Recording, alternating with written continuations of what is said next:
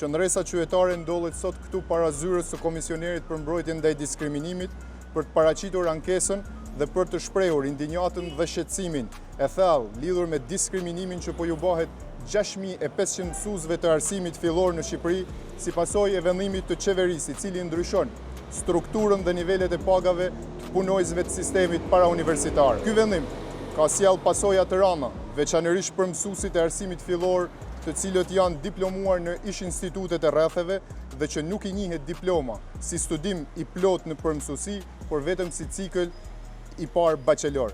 Ne kur nuk e vlerësuam mësuesin bazuar në ngarkesën e punës. Ne nuk i dham atij vendin e merituar në shoqëri, madje për disa vite. Përquam arsimin e tyre duke ulur mesataren për të bërë mësues.